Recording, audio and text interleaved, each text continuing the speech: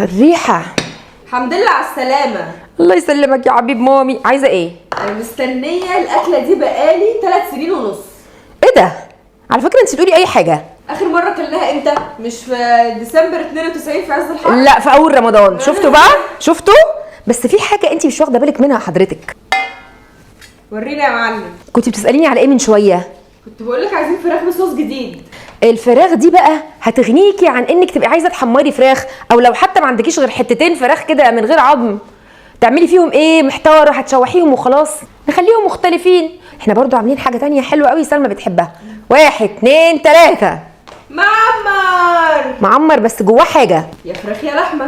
فراخ. يلا بقى يا جماعه، علشان بجد الاكل حلو قوي قوي وسريع جدا جدا. وانتي لو عندك صدرين فراخ وما عندكيش حاجه تاني في البيت غير شويه ملوخيه، هنعمل يا جماعه شويه اكل بقى معمر بالفراخ والفراخ الحلوه بتاعتنا دي، وهنعمل منها شوربه تجنن للملوخيه. يلا بقى نشوف الكلام الحلو ده اتعمل ازاي.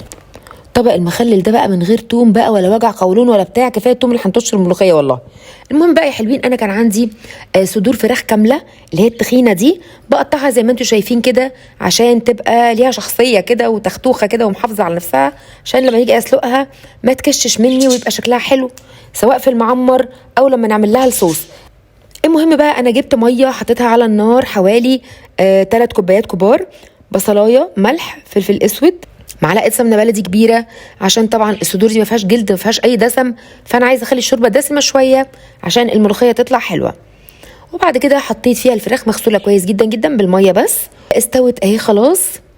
عايزه اقول على حاجه، ما خدتش تلت ساعه. ايوه انا مش ببالغ حضرتك، تلت ساعه بالظبط هتكون هي استوت. يلا بقى نعمل الرز المعمر. انا جبت كوبايتين كبار من الرز منقوعين بقالهم حوالي من ربع لنص ساعه في ميه، وبعدين شلت منهم الميه دي وحطيت عليهم ايه بقى، معلقه كبيره جدا مليانه من السمنه البلدي، معلقتين كبار من القشطه، معلقه ممسوحه كبيره من السكر، وحوالي نص معلقه من الملح. وبعدين ادخلهم في بعض كويس جدا. والفراخ اللي اتسلقت اخدت منها حتتين علشان احسس البيت بقى ان انا الاكل كله بالفراخ، والموضوع كله يعني زي ما انتم شايفين كده حتتين 3 فراخ بس.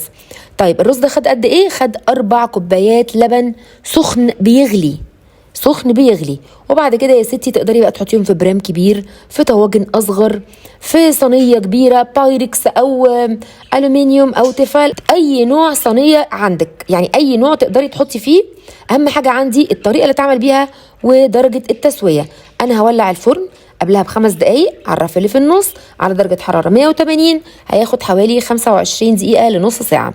يلا بقى يا جماعه نعمل التتبيله اللي هنستخدمها لحاجتين، هنستخدمها لصوص الفراخ وكمان هنستخدمها لطبق المخلل الحلو بتاعنا. هنعمل ايه بقى؟ تجيبي 3 4 طماطميات كده يا حبيبتي كبار وتبشريهم، وبعدين تجيبي قرن فلفل كده كبير وتخرطيه صغير، وقرن كمان اهو احمر، وطبعا لو حابه تحطي قرن سبايسي وتحضريهم جنبك. جبت الطاسه على النار، حطيت فيها معلقتين زيت، 3 معالق من الصلصه، ونزلت بشويه من اللي احنا عاملينه ده عشان الشويه التانيين هشيلهم للمخلل زي ما قلت لك.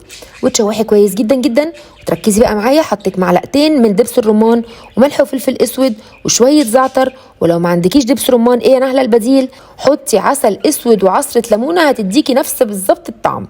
وبعدين نزلت بالفراخ، هقعد بقى ايه اشوح فيها كده واسيبها تشرب من الصوص وكأنها استوت فيه، يعني هي كأنها من الأول معمولة فيه. طبعا احنا سلقناها فطرية وفي نفس الوقت بقى ايه شربت من الصوص وبقت تحفة.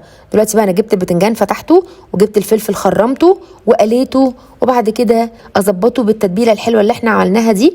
حطيت عليها خل، ملح، كمون وشوية شطة، ما بحطش حاجة تاني، خل ملح كمون وشطة. هنا بقى عايزة تحطي توم حطي، بس انا بصراحة ما حطيتش. وكمان حطيت كزبره خضراء يا جماعه حوالي معلقتين، بتديها طعم يجنن. يعني انا ما عنديش كزبره خضراء، بقدونس، ما عنديش يبقى شبت. حشيت بقى البتنجان وحطيت على الفلفل زي ما انتم شايفين كده، وبقيه التتبيله نزلت بيها على الطماطم وعلى الخيار. وعايزه اقول لك بقى طبعا يعني مش محتاجه تركنيه ولا تعمليه، هو كده طعمه يجنن وحاجه خفيفه وتحفه وحلوه قوي. يلا بقى نعمل الملوخيه. الشوربه بتاعت الفراخ اللي احنا كنا لسه مطلعينها من الفراخ اللي هي الصدور، حطيت عليها رشه من الملح عشان دقتها لقيتها دلع، وفلفل اسود، ونص معلقه كبيره من الثوم المفروم. وبعد كده هبتدي بقى ان انا احط عليها معلقه كبيره من الكزبره الناشفه، وهسيبها تغلي كويس جدا. وبعد كده هطفي عليها واكون محضره عندي الملوخيه اللي انا منشفاها بعد ما غسلتها ومخرطاها بالمخرطه او يا ستي في الكبه، بس يا ريت تكون ناشفه كويس. وبعد كده نزلت بقى ايه بعد ما طفيت وغطيت، وبعدين سبتها تستوي على البخار، يعني اللي متابعني عارف. وبعد كده جبت طاسه حطيت فيها معلقتين سمنه بلدي، ومعلش يا جماعه النهارده في سمنه بلدي كتير في الموضوع، بس هي فعلا بتفرق جدا في الطعم. نزلت بالثوم وشوحته كويس جدا، وبعدين نزلت معلقه الكزبره الناشفه بعد ما الثوم اخد لون. ونسمع بقى احلى صوت في حياتي. بديها بس تقليبه كده. يا لهوي، هو ده الكلام. ايوه كده هو ده، اديله ادي. خلاص يا جماعه، وبغطيها عادي ما بجرلهاش اي حاجه خالص.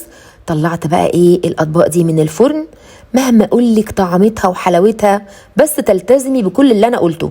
الفراخ دي يا جماعه كانوا بيتخانقوا عليها، واضطريت ان انا اشتري فراخ تاني واعمل صوص تاني عشان خلاص يعني مش قادرين يستوعبوا من كتر جمالها، عايزين ياكلوا منها كتير جدا.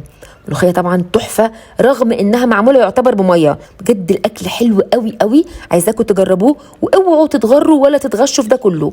والله العظيم يا جماعه فعلا انتي نص ساعه مسافه ما الفراخ تتسلق وهيكون الرز في الفرن، مش يعني انتي حرفيا نص ساعه تكوني خلصتي. الاكل حلو قوي، وعلى فكره ما خدش وقت خالص. بحبكم جدا جدا، اتمنى ان انتوا تعملوا لايك وشير لو عجبكم الفيديو، وما تحرمونيش من كومنتاتكم الحلوه، واشوفكم الفيديو الجاي حلوين. باي باي باي.